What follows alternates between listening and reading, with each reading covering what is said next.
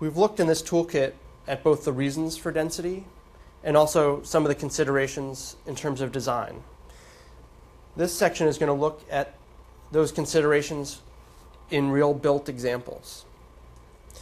When looking at single-family housing types, there are several things that can be done to integrate these into dense, walkable communities. They can be near a walkable main street with shopping, dining, retail, or transit. They can be mixed in with multifamily or commercial buildings. And there can be a mix of densities and styles within close proximity. There can also be some serious potential issues with single-family houses that don't realize the benefits of density. We can have houses in an urban location, but without connections to retail or other amenities. Garages in front of houses prevent access to those houses from the street. We can have a lack of sidewalks that make it difficult to walk around the neighborhood. There can be no connection to context or scale or surrounding buildings. And a lack of through streets means that pedestrians have fewer choices about how to get around the neighborhood. Regardless of the location, this more suburban style of single-family houses means that there will not be the opportunity for incremental increases in density over time as the community changes. Looking at townhouses, the Ellen Wilson townhomes on Capitol Hill was a recent redevelopment of an existing public housing project into more appropriate density or more appropriate design that has contributed to the revitalization of the Barracks Row neighborhood. This affordable housing development was built under the federal Hope 6 program, which has redeveloped challenged housing projects around the country with more context-sensitive design. The existing buildings were organized around a central courtyard with not much relationship to the neighborhood around it. The new buildings have a mix of color, detail, and building heights that provides variety. The buildings have multiple entrances that create a transition from public to private spaces and integrate them into the surrounding neighborhood.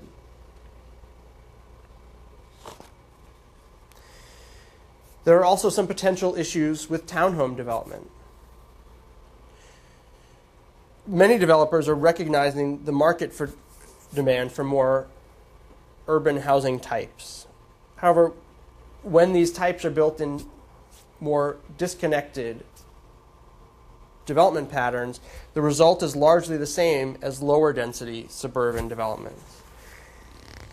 This townhouse plan has a poor relationship to the streets both within and surrounding the development.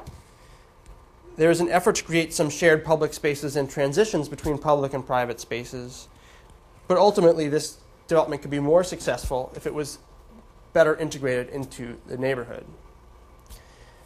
Parking is placed in front of units rather than behind. Internal streets do not connect to those around it in the greater neighborhood. Units that are near the street don't face onto the street. And a lack of pedestrian crossings and wide curve radii mean that it's difficult for pedestrians to get around and cars can go very quickly. As we move up to mid-rise development, the Ellington on U Street in the District of Columbia has won several national awards for multifamily development and design. It's the result of a joint development process with WMATA and has helped revitalize the U Street neighborhood. The ground floor of the development has several retail stores and restaurants that help to activate the street with outdoor seating.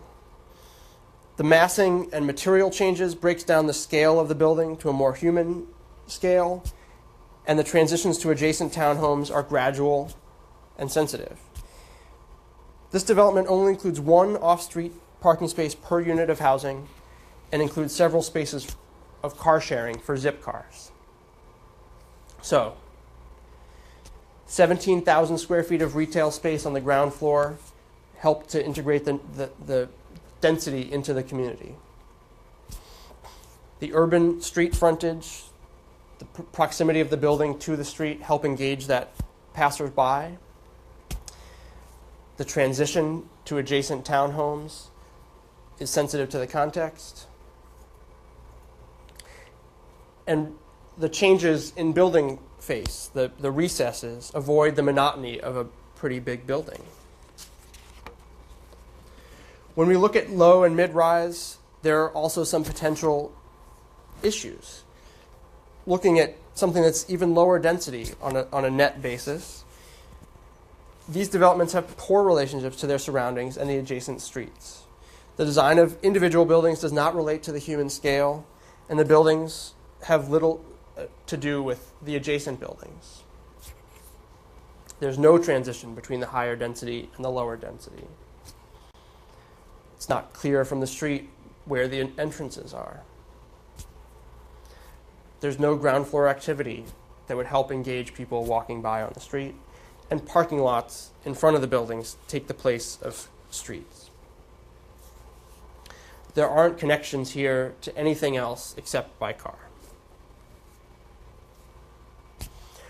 When we look at high-rise, again, very similar issues to what we've talked about already. This project is located in the Penn Quarter district in the District of Columbia. In this project, as with many in the surrounding area, historic facades were preserved as part of a larger, denser redevelopment. This helps to retain the existing relationship to the street and bring the development down to the human scale.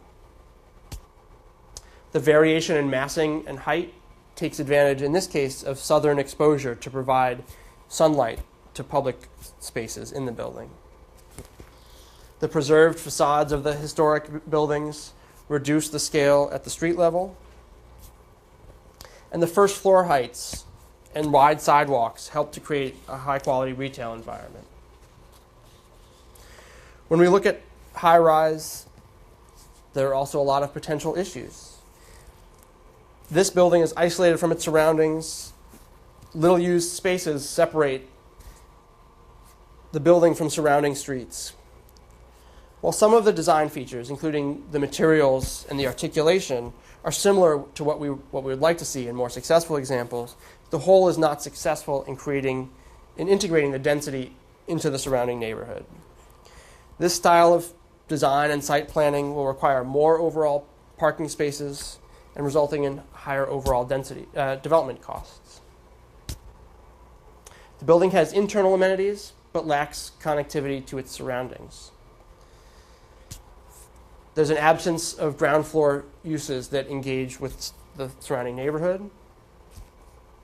And there really aren't very good pedestrian connections to anything else. Density is also something that can be understood at the scale of the district or the corridor. The Rosslyn-Ballston corridor is an example of thinking successfully about density at the corridor scale. Arlington County consciously focused density around transit nodes and preserved surrounding single-family neighborhoods.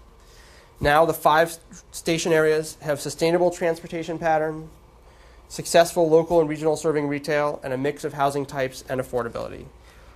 This outcome didn't happen overnight, but has been the result of 30 years of careful and incremental planning.